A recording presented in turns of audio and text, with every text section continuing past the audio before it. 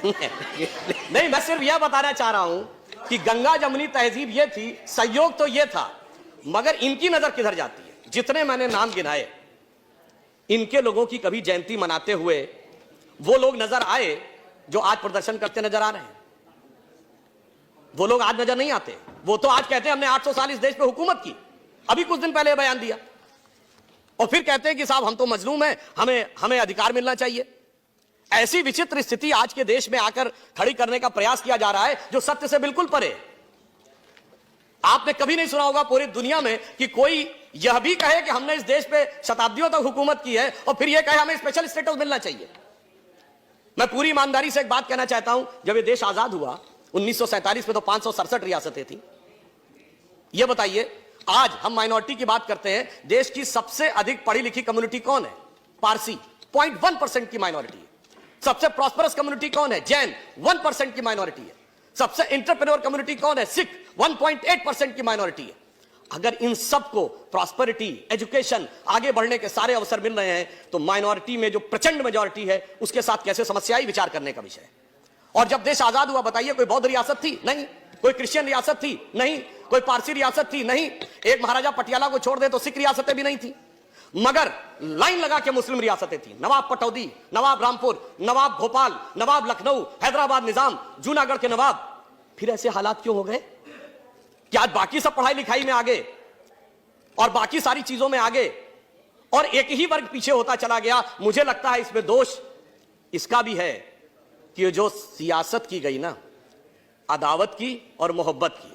किसी ने दिखाने की कोशिश की कि हमें तुमसे बड़ी मोहब्बत है, तो किसी ने दिखाने की कोशिश की कि फलां को तुमसे बड़ी अदावत है, और उस सियासत ने कहां यह पहुंचाया सभापति जी, किसी को किसी की मोहब्बत ने मारा, किसी को किसी की अदावत ने मारा, पर इस शराफत अली को सेकुलर सियासत ने। इसलिए मैं ये कहना चाहता हूं, आज के इस यथार्थ को देखिए, पूरे देश में जो सामने दिखाई पड़ रहा है। ज्यादा खतरनाक बात जानते क्या हो रही है? मैं सदन का ध्यान आकर्षित करना चाहूंगा कि ज्यादा खतरनाक बात यह हो रही है कि अब यह बहुत उग्र स्वरूप में आगे बढ़ने का एक प्रयोग किया जा रहा है। और उसका उदाहरण मैं यह कहना चाहूंगा, जब सीए का विरोध हुआ तो विषय क्या था कि असम की संस्कृति की रक्षा करनी है या असम के लोगों के हितों की रक्षा करनी है। मगर सबसे पहले आंदोलन कहां शुरू हुआ?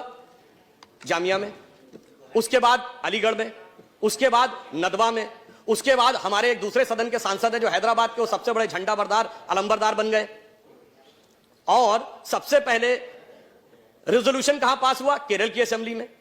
अब बहुत ही सहजता से समझा जा सकता है, इसमें कोई रॉकेट साइंस नहीं है कि ये। और सुनिए, फिर उसके उपरांत क्या हुआ सभापति महोदय? ये सारे विषय गौण हो गए। पता नहीं कौन कौन से विषय आने लगे उसके अंदर।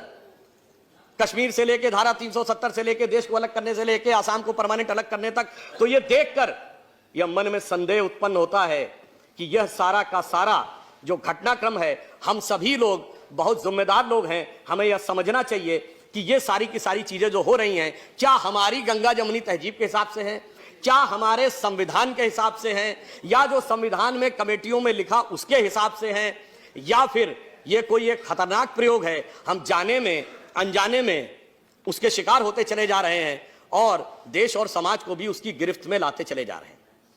और जब कोई इस प्रकार का कार्य होता है तो मैं सिर्फ एक उदाहरण और फैक्ट कोट करना चाहूंगा। एक बहुत बड़े पत्रकार हैं मार्क टेली, जो 26 वर्ष भारत में रहे, बीबीसी के उन्होंने संवाददाता रहे। उन्होंने, पुरानी बात नहीं है सभापति महोदय, 22 सितंबर 2019 को आर्टिकल लिखा है। उस आर्टिकल में क्या लिखा है कि Muslims in India are the luckiest. Bharat में रहने वाले मुस्लिम समाज के लोग सर्वाधिक भाग्यशाली। उन्होंने उसका एक उदाहरण दिया कि मैं 26 साल दिल्ली के निजामुद्दीन इलाके में रहा, मेरे यहां से थोड़ी दूरी पर हजरत निजामुद्दीन औलिया की दरगाह थी और थोड़ी दूरी पर तबलीगी जमात का ऑफिस था। उन्होंने कहा दुनिया का कोई दूसरा देश होता तो 26-27 साल में कोई एक दूसरे को समाप्त जरूर कर देता, परंतु भारत के मुस्लिम इसलिए भाग्यशाली हैं कि वो अपने मजहब के अंदर भी जिस तरीके से चाहें उस तरीके से इबादत कर सकते हैं। ये कहने वाला कोई संघी भाजपाई नहीं है, ये कहने वाला एक वह पत्रकार है जिसने पूरी जिंदगी भारत में गुजारी है और 2019 में उसने कहा है। इसलिए मैं ये कहना